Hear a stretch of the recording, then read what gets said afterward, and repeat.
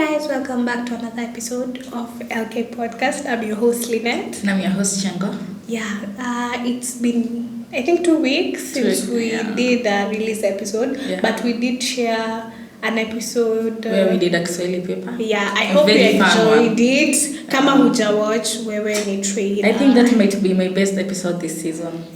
Okay, kama we are all in support of her. We'll put up a poll on Instagram.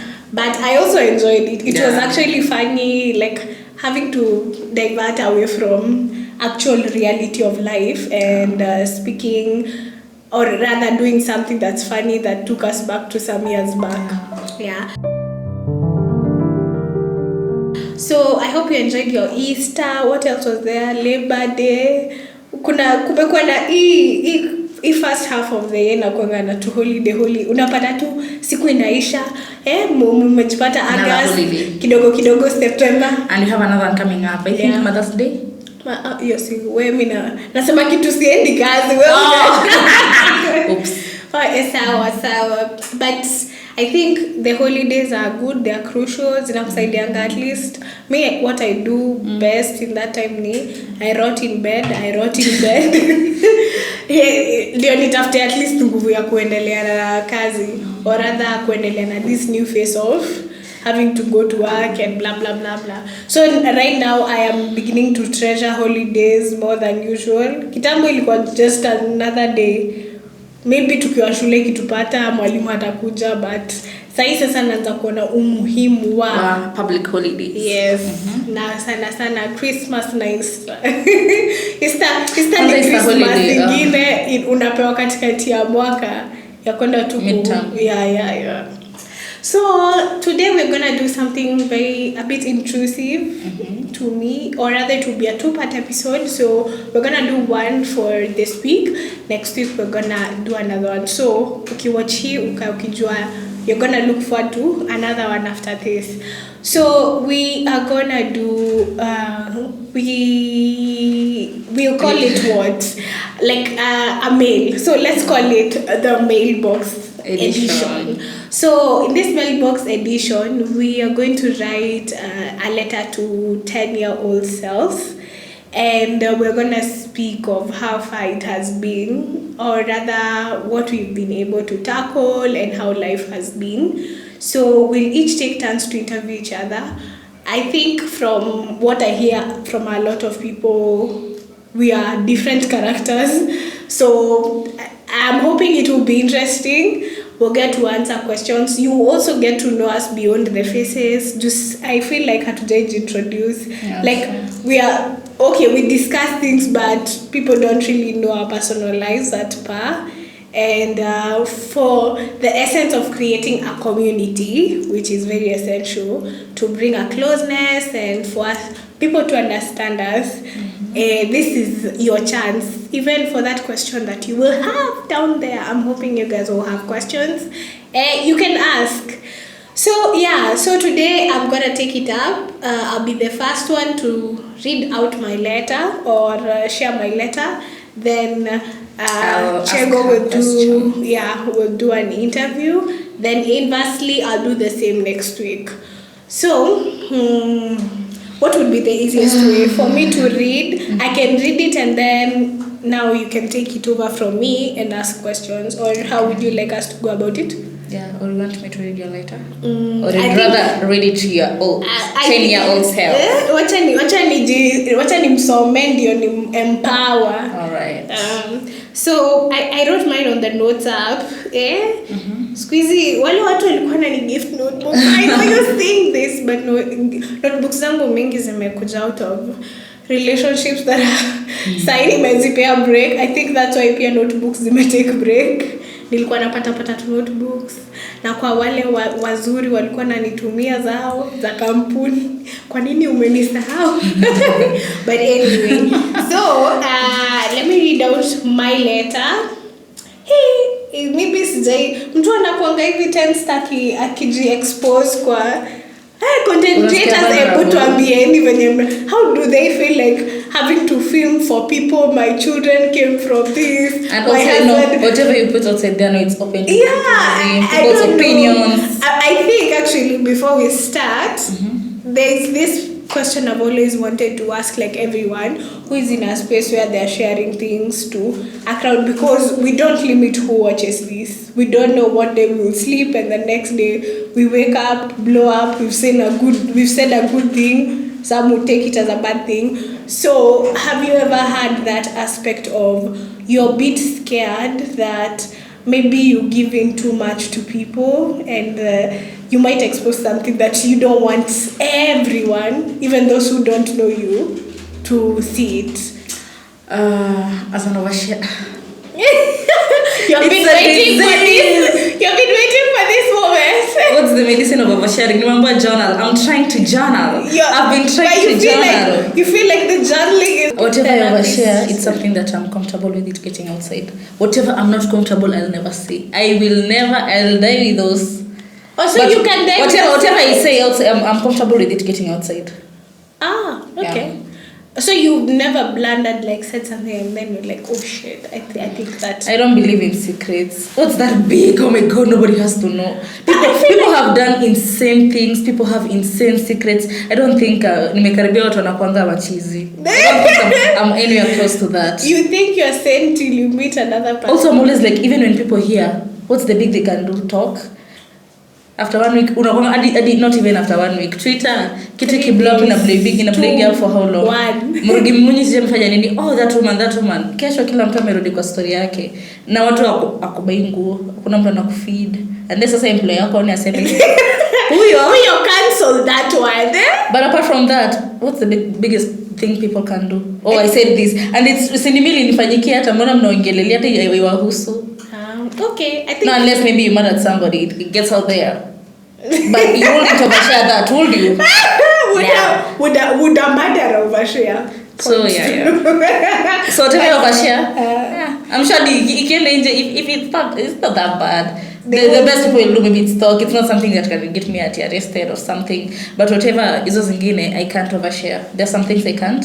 You can, but whatever that I've said, so watu wakijua na mimi nimejisema na mnaongelelea ingekuwa ni mtu mwingine amenisema sawa. Sasa kitu nimesema mnajaribu kutumia against me.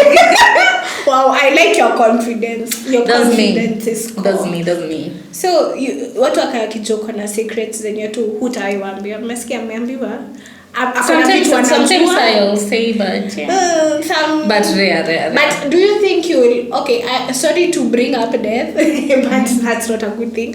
But do you think it's fair to say that there are some things you go with to your grave? You will not tell you. How time you okay, I don't think kuna kitu that is that heavy. Oh, this one I'll die with it.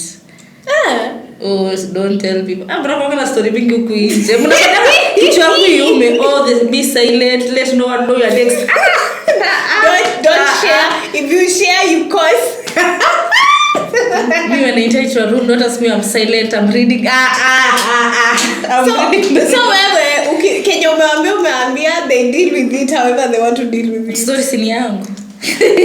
No experience your stories. Okay. For entertainment, I don't know. But I think if it's mine, okay. But if it's other people's, now that one I don't have like the. Also, somebody else sharing another person's story. Yeah, it makes sense. Oh yeah, that you're nayo over. But also I feel like the moment like you put your story outside there, you invite people to comment.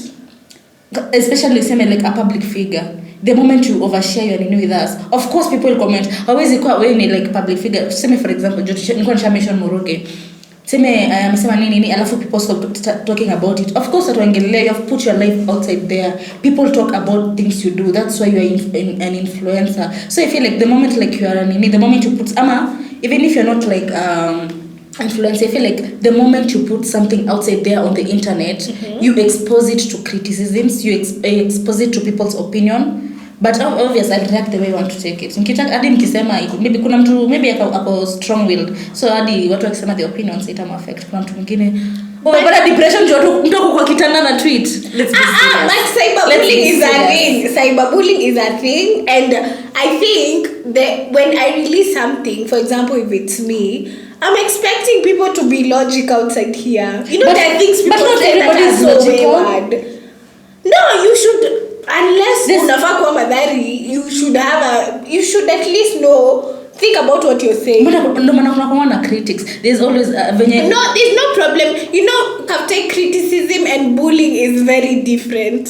Criticism is me saying LK podcast looks good, but I don't like how you tell your stories. You can tell them in a better way. That's criticism. But somebody starting no opinion pia ni I feel like I feel podcast is not good. But now you feel bad and you're gonna depression. No. When somebody now comes to me personally and says, Nula anakuanga na acne sana. Ebu na kwanza hata anaenda anachukua video on top of our video. Ebu look at her and the way she's pretending to speak and the way this, like when something gets beyond what I've allowed you to say, that's when it becomes. But you don't allow somebody to say something. Okay,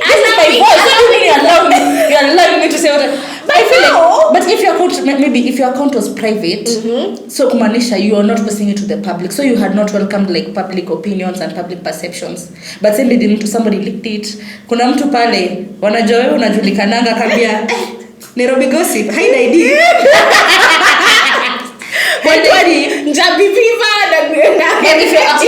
If your account is public, so unajua social media is like another village of its own. People will see it, people will comment. Those people don't know you. Oh yeah, I think they are commenting from the perception of what they're saying that at that moment.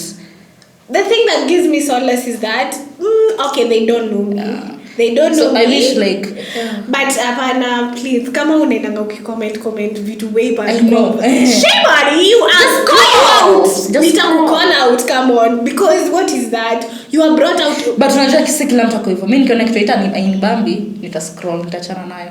Yeah, sasa unaona hiyo discernment ya kujua you really don't have to. But sasa kila mtu ako hivyo. Kuna mtu you are defending them too much. Kuna mtu atasema so guys, I've watched that nini and me personally I think wewe usituambie what you think. Ni kama juzi I was following up, you remember this story ilikuwa inaitwa this agency inaitwa Densu Kenya. Yeah. So the one they're saying it was like people are going for like an interview. I personally, my opinion, because I feel like sai kwenye imefika it's way past like your stage, yeah. Me, my opinion mattering or not. So at that particular time, my opinion was I didn't like the light-skinned lady who came to like try and she did her thing she didn't crisis management. She's the one who caused the crisis where she said, oh, these people are bringing people together and they are not even going to pay you. So I remember consulting with that lady called the Social Insider. I'm grateful that a lot of people I talk with are usually very interactive. Like minimum encounter how those kind of influencers. So I reached out to her and was like, hi, have you seen this Densu thing? Can you do a video for us? Okay, she didn't do the video because of me. That's not what I'm saying. I'm just saying she took it to herself to explain to people how this thing works. And from her understanding, because alikuwa anapeana feedback from a point that she's worked with agencies, she's actually been employed by so many of them. So she's giving feedback from a point of understanding.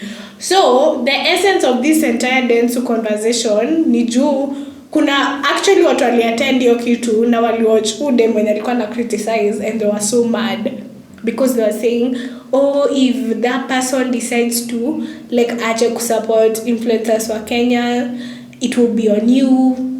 So people lashed out at her. Like these influencers who attended the event, some of them were just like, udem hajafanya poa. Sasa hizi brands zikiamua kupull out kwa like history yote, we get to lose. But then sasa, you see how she shared the information and how the Social Insider ameshare yake. Social Insider take time to break down akasema there are two sides of the coin, and that's what I usually tell myself with opinions. Always embrace the fact that there are two sides to a coin. Usiwai jiambia ati your opinion is the only one and you rubber stamp it upon people's necks. It doesn't work like that. Ni ukwe open to the fact that kuna mtu anaweza kuwa of a different opinion and that's them. So yes, I agree with you. Nikiweka kitu pale nje, I have no control to what people are saying. I think the most I can do is, if I see your comment is insultive on my post, I'll just mute you and delete it. That's the most I can do, and block you from my audience. And people have opinions every day. Kwani unaonanga zikifanya nini? Wow. Oh yes, jana Rani walisema mimi naona hivi, mimi watu kwambia niliona juzi amefungia watu convertible yake. Anaitanga I know you're mad because somebody thinks. Hadi kiateka wako haja kukasi na hujamlipa, anafaa kuja kukufungia nyumba, but you're mad at another.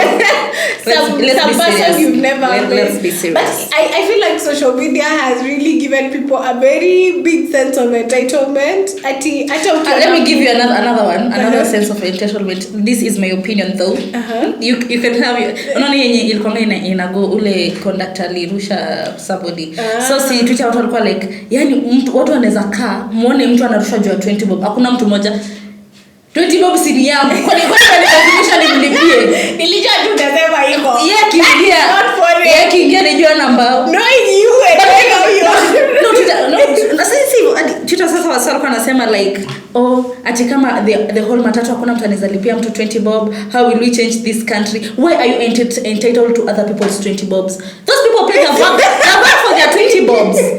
Hata yeye work for his 20 bob. And I'm sure request mtu madam, si uniongeze unisaidie mbao siku anajua nini nisaidie.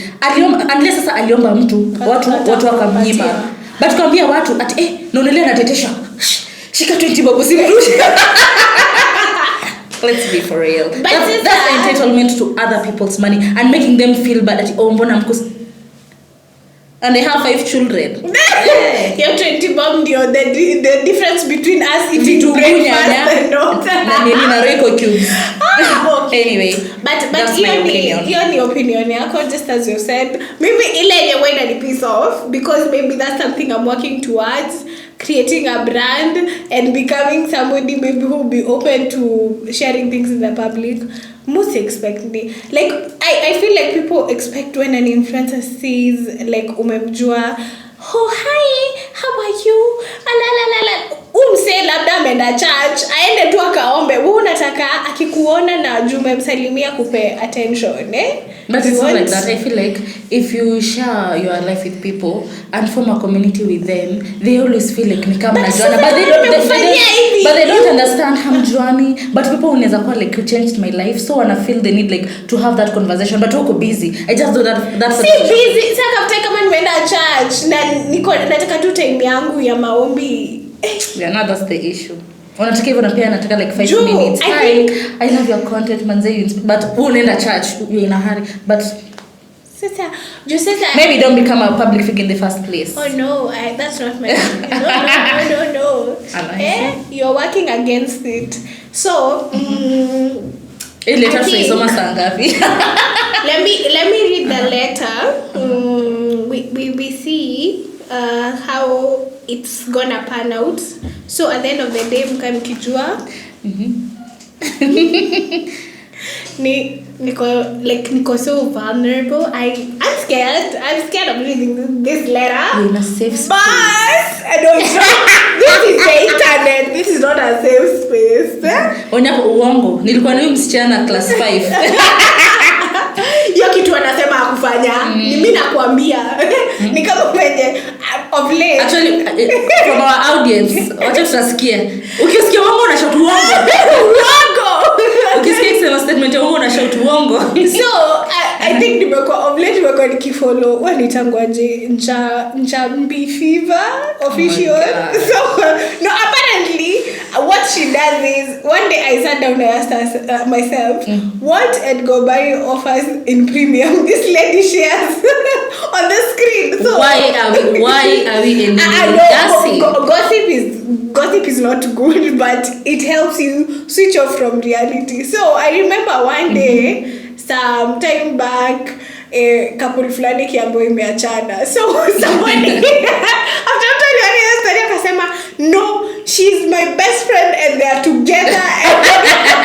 A few hours from there bwana mmoja alikuwa ameolewa na ule dem akatoa official statement akasema yes tumeachana. Sasa alikuwa anajiuza, mtu alijitokeza kusema yeye ni best friend wao na anajua kwa pamoja. Really? Kama ujui kitu usinyamaze. So in the same case, mimi nasema mko idol sana. In the same case, if you do not know me and I read something here and you comment, ni mimi na wewe nakupata kwenu. Nakupata huko kwenu. So let's read.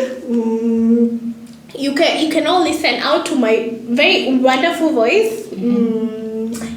So yeah, we are. How long is it to say learn? You overshare. I think sijakuwa na outlet for long.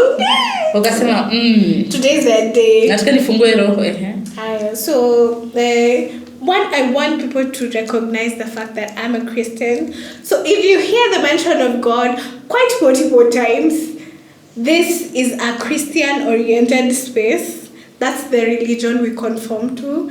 Yeah, thank you. And your press statement. All right. So I say let's go. So the letter starts off, hey Jags, this is a name you'll adopt 2 years from now. The letter is to a 10-year-old me. So this is a name you'll adopt 2 years from now in a girls' boarding school, far away from home. And also, the school will be a crucial part of how you'll move through life. Your love, fondness, and relationship with God will grow. It will create a safe space for you to always thank God for all seasons in your life. Along the way, a very significant event will take place, one that will distort you, cause you to even swap schools, but it will eventually help you learn more, and you'll date and undate, but all in all, you learn that low-key, you're a lover girl who is willing to give it all for people she loves, regardless of whatever form of relationship. You get to join that uni that you used to pass as you go to school and say to yourself, hii na zile grades napata hapana, labda za huko Thika Road ama Eldoret. And eventually get to work with an organization that you envied and also attended the events, hoping to be part of the work they do in the community. But in all this, your God will be constant. He will carry you through and continue to keep you always. Yeah. So I also shared the 5 things I've learned from 10 to, it's now like 12 years. 13 years. Yeah. So some 5 things I think I carry through my life always. God needs to be part of your business. He offers you a backbone to lean on, even when things are not going right. Anything can be achieved. All you need is to shun fear, be confident, have the discipline to execute. Your confidence is what will speak for you. Everything in your life will stand out because you're confident. Let love lead you in what you do. And the last one, you're beautiful, and your beauty is determined by your inward expression, not mostly your outward looks. Yeah. I agree. Yeah. I think your confidence speaks a lot, and I think it has contributed to a lot of your life. Yeah. And you're beautiful inside and out. What do you Anywho, so yeah, that's what I had written to my 10-year-old self. I wrote that on transit first. So because I connect more with the pen and paper. I still journal when I find time to come out. I might be rusty in that sector. So yeah, that's just about it. I think we can kickstart with the questions that you would want to ask. 10-year-old, ulikuwa class? Nilikuwa 5 years. Sorry, class 5. Yeah. Me too. But ulikuwa shenda your boarding school? Sikuwa nimeenda, nilikuwa nienda the following year. I didn't know till the end of that year my parents had a plan against me. It's always those close to you. I know. It's always those close to you. And when I convince her, usijali, niko sorry.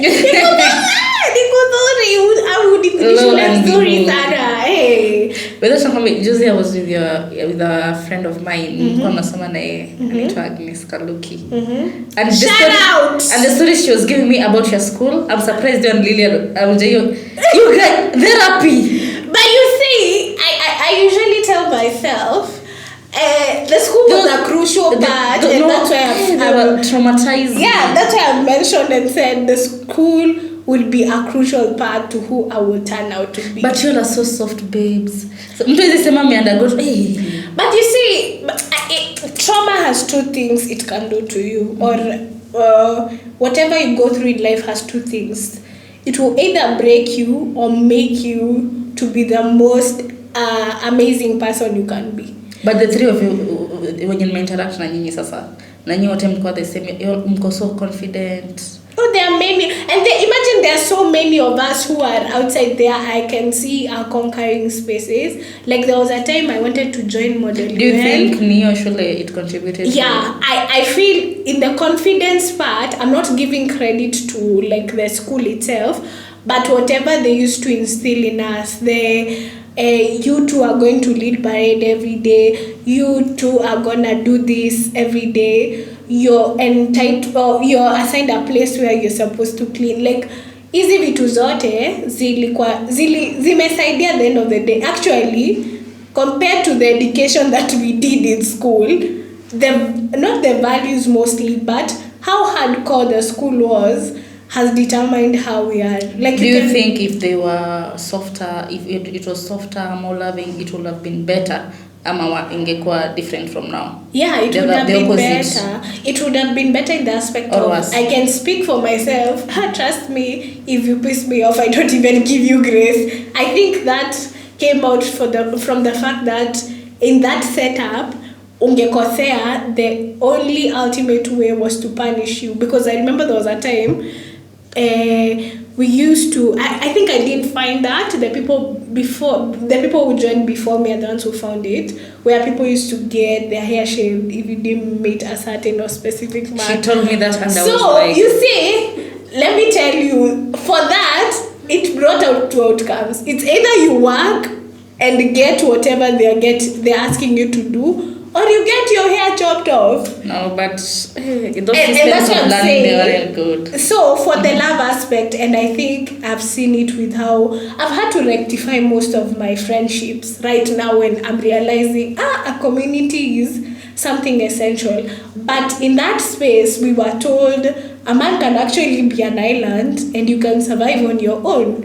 So you gain in that space, it seemed possible. Yeah, that you can do everything on your own.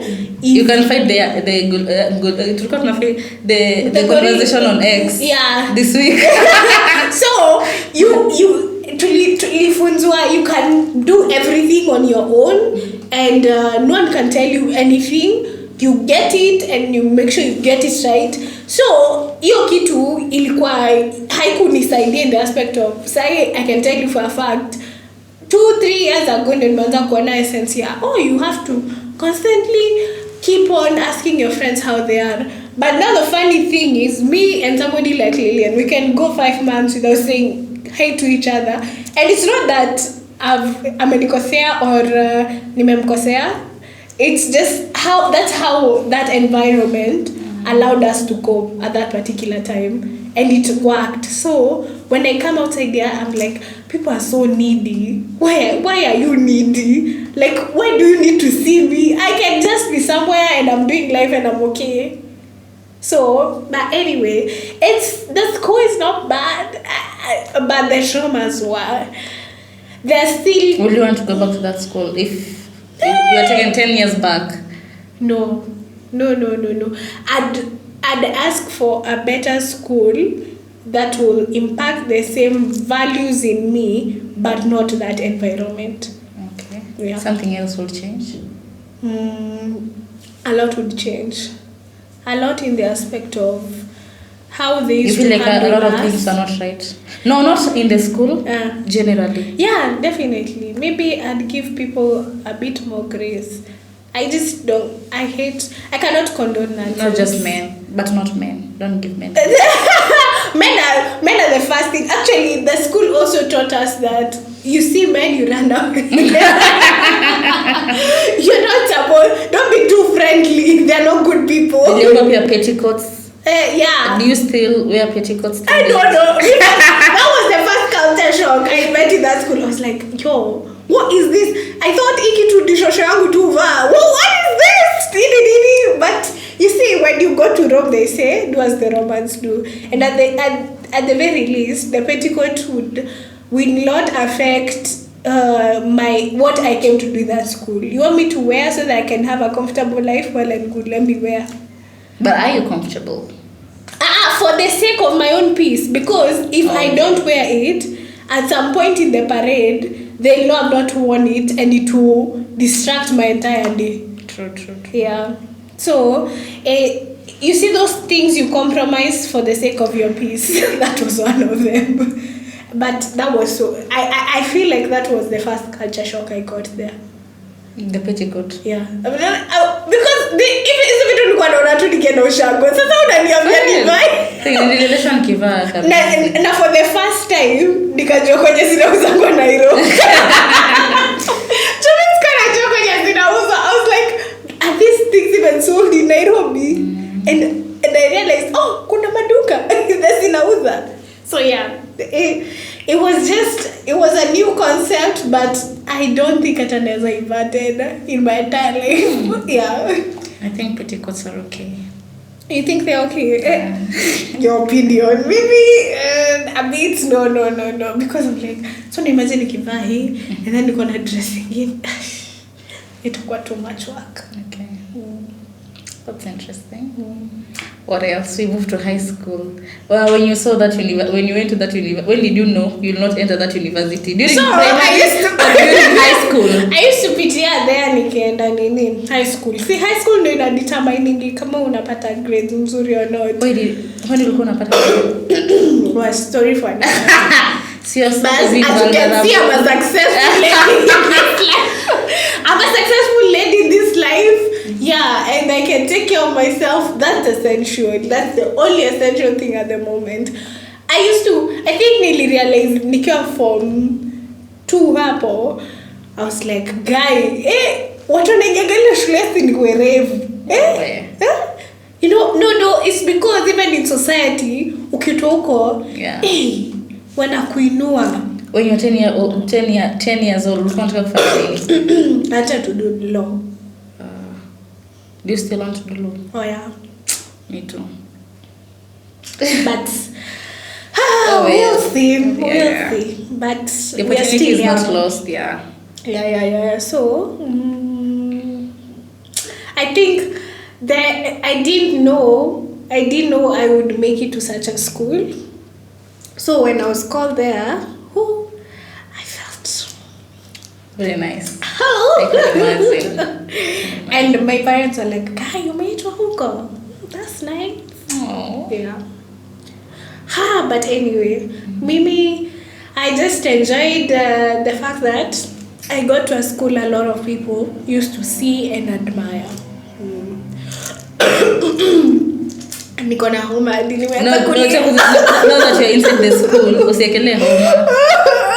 Nani wana vitu wewe? Toa hizo vitu. But anyway, now that you're inside that school, do you admire it? You are happy you got into, but do you go to that school at your iko pale in downtown Nairobi. That's the same. That's the janja. But I feel like, let me tell you, this is the funny thing about life. You see, if you're always attracting struggles, they don't go, they come looking for you. You don't go looking for struggles.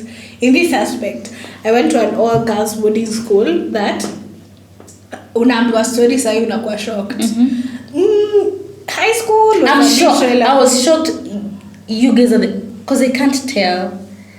Because mine was more bad than yours. But oh wow! I feel like for me mnaweza sema. But for you, tulikuwa tumefunga mahali kwa compound. Huyo mwenye alikwambia pia atakuwa iona nje hadi. And there was no midterm. It was only a single day of visiting in the entire term. We used to eat. By the way, I hope schools don't do this anymore. We used to be closed. No, tunafungia after square visiting. After square visiting, we would go to the dining hall. Classes zinafungwa. So this day is particularly dedicated to eating. You eat from 6 to 9. You're just eating. So people used to. People used to go. Kuna chocolate, kuna biscuit, kuna soda, kuna yogurt. Sasa watu walikuwa wanaenda unakula unaenda unaweka vidole. But you see that's bado umechoma chapo. Wengine nakumbuka walikuwa wanafunga chapo na bites na biscuit anakula ikiwa moja. But you see that's so wrong because now what are you teaching? That's abuse actually. Kama nitaipatana na mtu wa shule nipata akona issue like glutton ile mbaya, I wouldn't blame them. I feel like those things affected us even though we can't like tell them directly. But I think they've affected us in a way. The problem is when this thing it has been, imagine how many classes at us it has been done to. People come in and out of that. That doesn't change the fact that it has affected you. Yeah, and I'm like, there's no way watu tulisomizo shule wako sawa kichwa. I'm sure we are not okay. Where me I'm saying. Mani, Vitale, Kadonzweni, we are not okay. We are not okay. I feel like there's no way, as in, and considering how young we were, I feel like it's there. Mali kwa subconscious. The damage is there. It's brutal. It's brutal. I think the way we used to be beaten, the way we used to wait 4, not melala 11. And we are the youth. When what time we come melala 11 for? See, there was a time. Not always lala na pajamas jumta mnalala hivi na full school uniform ume spread bed. These things are traumatizing to think. Just was telling my mom, me and my brother. Adi say tukiongelea time hadi uko unajua ni traumatizing. Say ukiongelea. You realize these things are not normal. Mnanyola vipa, unaweka makofi. Oh my God, these things are not normal. But anyway, I maggots in the toilets everywhere. The list is endless. Kuchota maji kwa kishimo tu kuafu. It's not normal. Guys, it's not normal. They did feel like one of you might fall down. These people, I think they were psychos. Lile ukiwachapa na uniform itaingia. And then mvai. Unajua pikiza sasa ni zile za these are not okay. Hata sisi tuko tunavaa zingine za green full kuna fusi. So unapata nawaambia sasa ndo niwachape. Before nianze kuwachapa endeni mbadilishe mvai hizo ndo mkuje. Another friend of mine anaitwa the school angepata mwanamume mzima wiki amejituma kachota maji na bucket ndo mdimu mkono before atade. No, we are not okay. We are not okay. I'm just thankful that Aki tuko sane. Na ili hapo mlikuwa mnamnini flow na brush yenye ulikuja nayo. There was a time I was the dining hall prefect. Unajua tulikuwa tunakula junior Colgate juu anja. Sasa ndio kula ingine inaitwaje? Oh yeah, it's that one you put in tape. It's not normal. You chew. Oh, we also used to eat mahindi enye imesprayiwa dawa na imekaushwa nje. So you'd go take your set, the set that you are using, remove things. Ukienda pale hivyo short break. Unaenda unapita na kidogo. Unapita na kidogo ndio urudi nazo class juu. By the time mpewe chakula ni lunch time na bahati mzuri mbaya upatana na mingi. So me hiyo ya toothbrush, there was one time I was a dining hall prefect. So kwanza niliambiwa wewe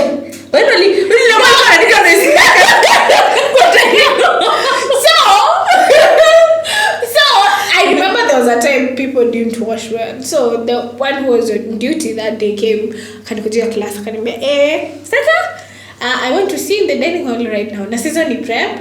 Mind you have homework that's the same as all the other people in that class and it's too much and you cannot be in class past the time that you're supposed to be in class.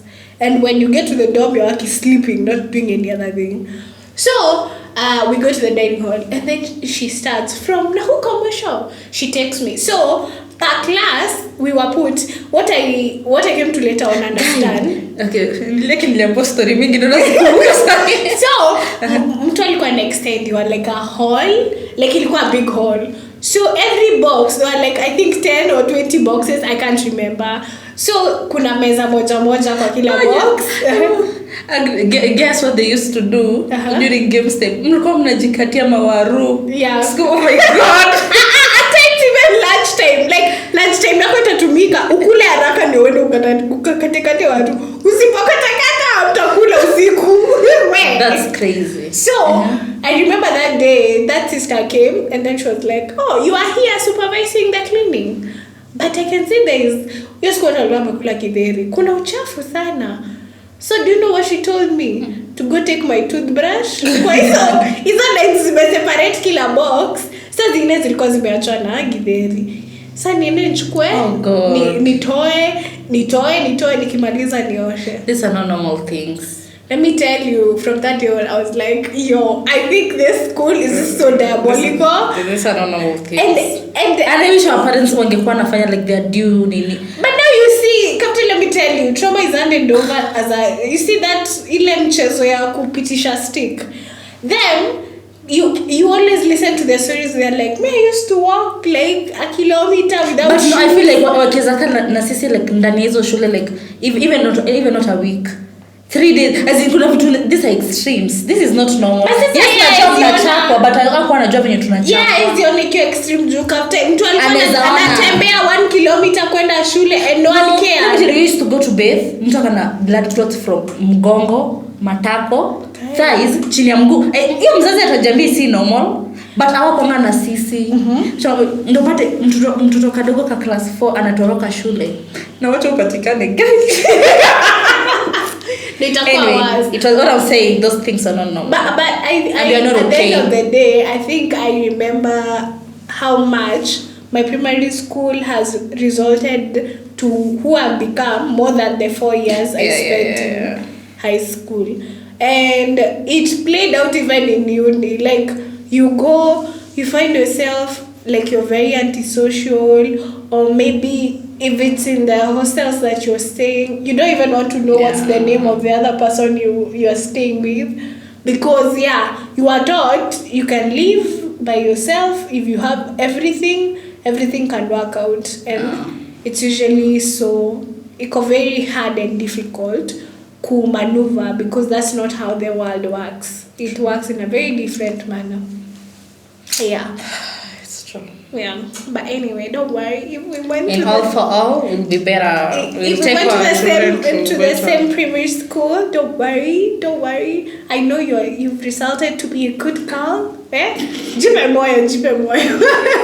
But yeah, I think that letter was a reflection to like what entirely I've gone through. Watu sema, wewe ni mdogo, sasa nini unaweza kumeona? Nimeona mengi, we. Acha kuni downplay. But yeah, having to do that and go to 2 different high schools and then now meet another category of culture shock. Because now, when you nililetwa high school, the first high school I went didn't have much of a difference from where I was in primary. But then when I was brought nearer to like Nairobi, you can realize, so there are schools where people can have a say. Like, it was not like that previously, and it was so, like, I was shocked. For the first 2 terms, that was just me absorbing shock and having to. But look how beautifully you've turned out. I remember the first year I came, 3rd term, nilienda nyumbani na 3,000 juu wengine wakisikia njaa juu ya kuzoea haubai wangu kitu kule high school. Mimi nilikuja kashanga, mnasikia njaa. Mimi nimekuwa nikisurvive, nashanga biscuits za nini karibu zioze kwa box, juu hadi haukumbuki, because your head is already tailored to a certain sequence of things. That's why I usually say environment is a very big factor in how you turn out and morph. if I'm already used to hatupati wangu biscuit, or I don't carry biscuit and milk, then my mind will never, ita take time kwa just that. Hizi vitu zinakuanga, nianza kujikumbusha, nafaa kubeba, nafaa ku.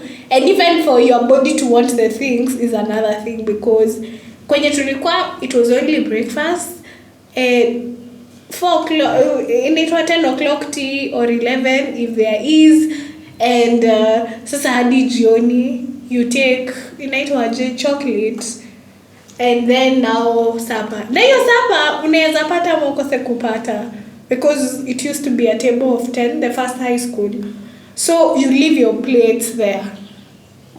If you leave your plate, if the person serving the food is a bit friendlier to you, lucky you get. Kama hiyo siku kuna nyama utapata, kama hakuna ni sawa. So there was a time I remember I got my plate, zilikuwa plates za glass. Kwanza hiyo ndio kitu ilikuwa inanihudhi. Utaambia watu waje wa shule wa buy plates za glass, na ukivunja ni uende na 100 kwa lab technician pesa. So me I remember there was a time sikuwa na plate. Mimi nakwambia that was the longest week, because unawambia niacheni tu chakula kwa ile bowl nitakuja kuwash. Unapata nakwambia guy, niliweka zote nikasahau, hata nishaosha na nikarudisha. Sasa niende kitchen uanze kuuliza kama kuna chakula. Yani I don't know. And you see, when you go to schools that have privileges, like I've been to Turi, there are people, you can't lack food. What is that? They don't understand what kind of a struggle is that. They sit down for a 5-course meal kaptai. Their lunch hour is dedicated to a 5-course meal. A 5-course meal. So unaenda place kaa hiyo, and then unakumbuka kwenye wewe ulikuwa unashangaa, because life has to be equal and balanced, but then it doesn't owe you anything. And you don't know what side of the earth you're gonna be brought to. Ile ingine ya Turi ama ni ingine, kwenye tu utajipata you grow. So I think if we grow into, like, ukisha study environment yako na uelewe how things are, you try your best and become the best of what that environment can and you adapt, manzi. Adapting inakwanga an easy but hard technique. Eliminated. Anyway, I feel like that was a beautiful episode. So hizo show zimerudisha mbali. I think we need group therapy. We should introduce group therapy. I don't know if there's group therapy in Kenya. I don't know. Alcoholics. People have gone to schools that have traumatized. We need to start one Monday. Watu wenye, you know, the good thing about this season is tunajua kuna watu walisoma therapy in school, psychologists, people who finished. So maybe ni wewe tuna address hapo. Atuta mind kulipa hiyo hata hiyo 500 in 3 days. We just need therapy.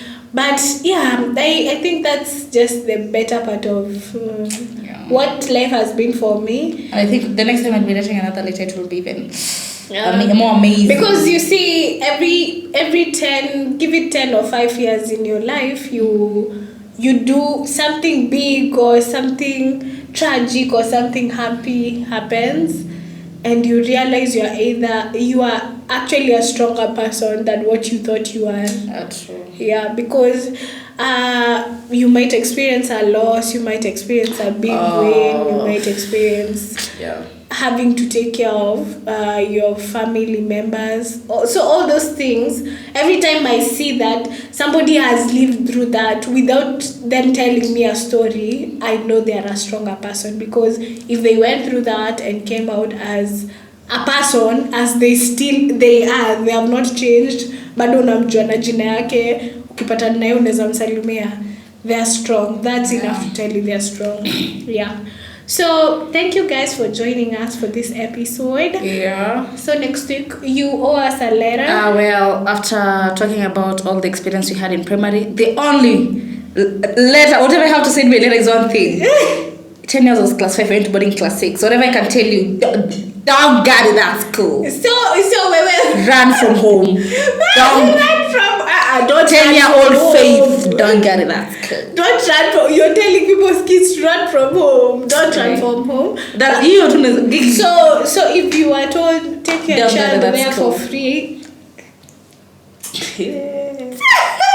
See, we're over your dad, but not my child. Not you. Yeah. I think maybe at some point kwa nafikiri anaweza rudi, but then I was like, that's the devil. I wish tungekuwa after all tulitoa walimu wavyo wanataka tuwatandike walala most of them maybe they are not even they retire. Yeah, but that's so evil. It's not evil. It's evil. The way they used to beat us. It's evil. I'm saying that you want to revenge. It's not evil. It's just that's how your mind is oriented. Justice nominated revenge. My goodness. Okay. Anyway. Sawa guys. Thank you for joining us. Kama hujawatch Kiswahili paper, jifikirie. It's very funny. It's very funny. But yeah, ilikuwa funny at some point. This is what I usually tell people when I meet them in person.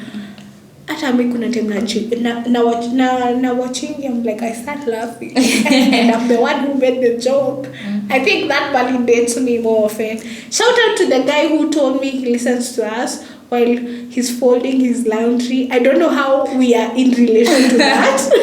But thank you so much. I hope you've watched all the other episodes. Kila saa ukifua nguo tukumbuke. Lakini usilete ugomvi kwa ndoa yako, watu wafikirie you want somebody here na najua hataki mtu. So yeah. So thank you so much. Yeah. Bye. See you next time. Bye.